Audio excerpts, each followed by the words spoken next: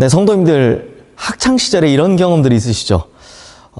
무서운 수학 선생님이 칠판에 수학 문제를 막 쓰십니다. 그리고 이 문제를 풀어보라고 하십니다. 그런데 몇 번 시킵니까? 오늘이 4일이니까 4번 나와 이렇게 시키시죠.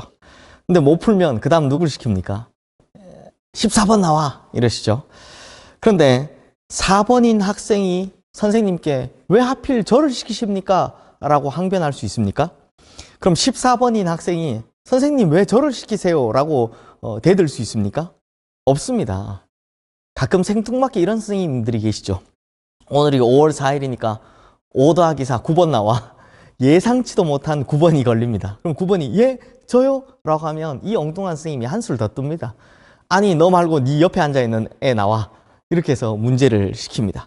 그러면 아무 상관없이 9번도 아무 상관없는데 9번 옆에 앉아있는 것 때문에 문제 풀러 나온 학생이 선생님께 선생님 제 차례 아닌데요? 라고 왜 자기를 시키냐고 항변할 수 있습니까? 그럴 수 없습니다. 이것은 선택하는 사람의 마음이기 때문입니다.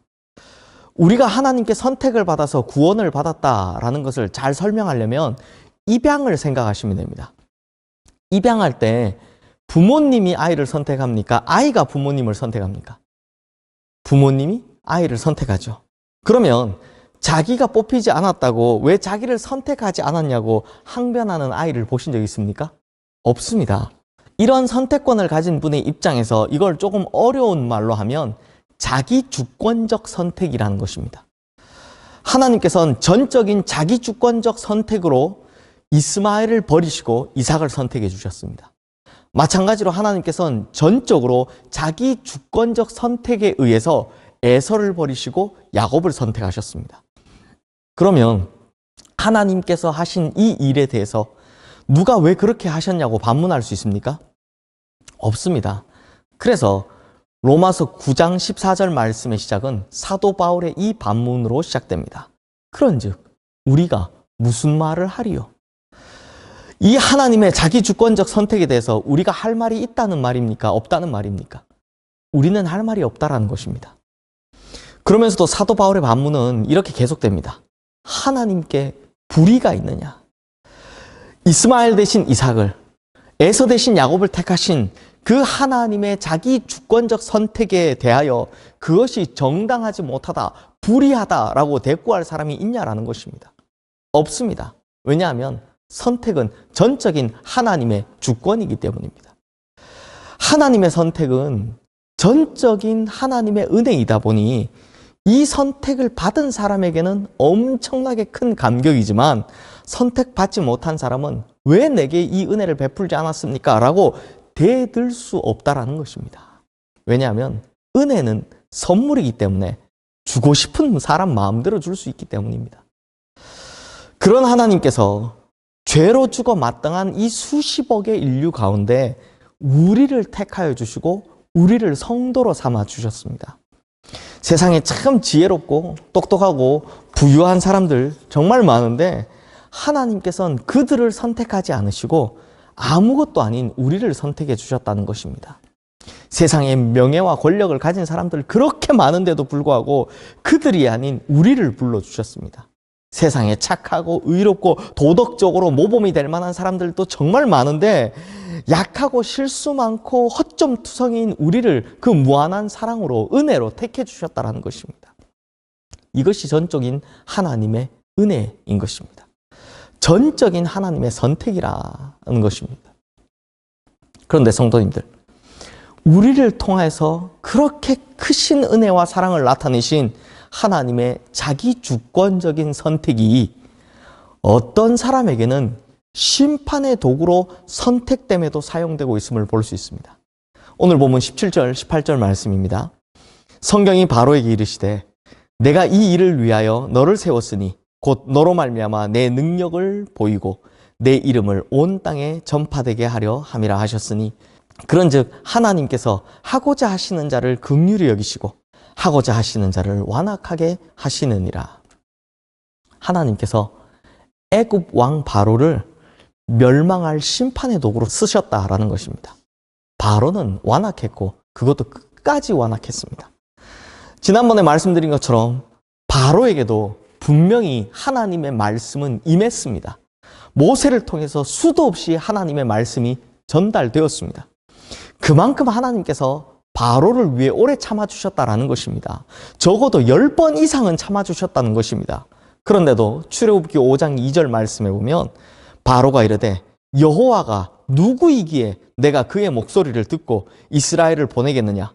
나는 여호와를 알지 못하니 이스라엘을 보내지 아니하리라 라고 하나님께 대들기까지 했습니다. 성도님들, 사람이 사람을 깔보는 것은 인간의 어리석음입니다. 권력자가 백성을 깔보는 것은 망국의 어리석음입니다. 그리고 피조물이 창조주 대신 전능하신 하나님을 깔보고 경멸하는 것은 멸망의 어리석음이 되는 것입니다. 그런데 바로는 지금 자신을 지으신 창조주 하나님을 우습게 여겼습니다. 왜냐하면 완악했기 때문입니다. 그래서 망한 것입니다. 그런데 놀라운 것은 바로의 이 완악함이 하나님께서 그를 심판의 도구로 사용하시기 위해 선택되었다라는 것입니다. 성경에 따르면 하나님께서는 바로의 완악함을 통해 두 가지 일을 하셨습니다. 하나는 하나님의 능력을 나타내신 것과 다른 하나는 하나님의 위대하신 이름이 온 땅에 전파되는 기회를 만드신 것입니다. 즉 하나님께서는 하나님을 무시하는 완악한 바로를 선택하심으로 자기 백성들에게 하나님의 존재 자체와 하나님의 위대한 능력을 나타내셨다는 것입니다. 또 바로가 하나님의 뜻을 거부하며 그 완악함이 더해갈수록 하나님의 이름과 능력은 더욱더 널리 퍼지게 되었다는 것입니다. 그리고 자기 백성을 구원하시는 이 출애굽의 역사는 바로를 통해 우리가 보듯이 10가지의 재앙과 홍해 바다를 가르시는 등 더 크고 더 감격적인 역사가 될 수 있었다는 것을 볼 수 있습니다. 그럼 사도 바울이 이 이야기를 로마서에서 왜 쓰고 있겠습니까? 마찬가지로 하나님께서는 자기 백성인 이스라엘 백성들에게도 오래 참아주셨다는 것입니다.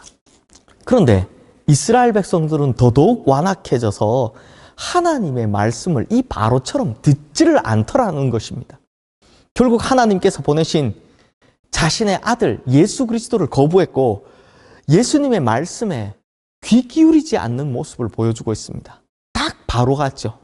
그러다 보니 결국 하나님께서는 자신을 거역하는 완악한 이스라엘을 통해서 이제는 거꾸로 하나님을 몰랐던 이방인들에게 구원의 능력을 베풀어 주셔서 이방인들이 구원을 받는 놀라운 역사를 이루셨다라는 것입니다. 하나님의 이름이 이방인들 중에도 널리 영광을 받게 하셨다라는 것이죠. 바로와 모세가 있었던 일이 이스라엘과 예수 그리스도 사이에 있었다. 이 구도를 지금 설명하고 있다는 것입니다. 성도님들, 이것 참 생각해보면 생각해볼수록 참 신기한 일입니다. 원래는 좋은 쪽으로 선택을 받은 이스라엘 백성들입니다. 하나님의 영광과 능력을 널리 전파할 제사장 나라 거룩한 백성으로 유일하게 택함을 받은 선택받은 백성이었습니다. 그것도 유일하게요. 그러나 하나님 앞에서 그 말씀을 듣지 않는 완악함을 보이자 이방인들을 구원하는 것에서만큼은 원래 목표한 바대로의 결과를 가져왔지만 그 완악함으로 인해 바로처럼 나쁜 쪽으로 선택받는 꼴이 되어버렸다라는 것입니다. 그러므로 성도님들, 우리는 어떻습니까? 우리는 구원이라는 참 좋은 쪽으로 선택을 받았습니다. 그럼에도 우리의 삶 속에서 계속 하나님 없는 것처럼 완악하게 살아가다가는 우리도 나쁜 쪽으로 선택될 수 있다라는 것입니다. 그러므로 성도님들, 좋은 쪽으로 선택받은 것에 감사하십시오. 그리고 그 좋은 쪽으로 선택받은 것을 잘 유지하기 위해서 하나님의 말씀에 귀 기울이시고 하나님의 말씀에 순종하십시오. 그렇게 끝까지 선하고 좋은 것들을 잘 유지하셔서 끝까지 좋은 쪽으로 선택받는 우리 모든 성도님들 되시기를 주님의 이름으로 축원합니다. 기도하겠습니다. 하나님 아버지, 오늘 하나님의 선택에는 두 가지가 있다는 것을 배웠습니다. 하나는 좋은 쪽으로, 그리고 하나는 나쁜 쪽으로. 그러나 그 모든 결과가 하나님의 영광과 능력을 드러내신다라는 것을 배웠습니다.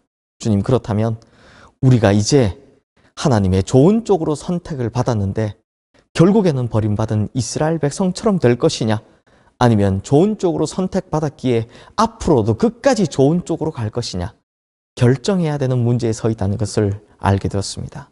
주님, 우리에게 완악한 마음을 제하여 주시고, 그리고 이제 하나님의 말씀에 잘 귀 기울이고 잘 듣고 잘 순종하는 마음을 주셔서 지금의 이 좋은 쪽의 선택이 앞으로도 끝까지 좋은 쪽으로 이어질 수 있도록 주님께서 우리의 마음과 생각을 주장하여 주시옵소서. 예수 그리스도 이름으로 기도드리옵나이다. 아멘.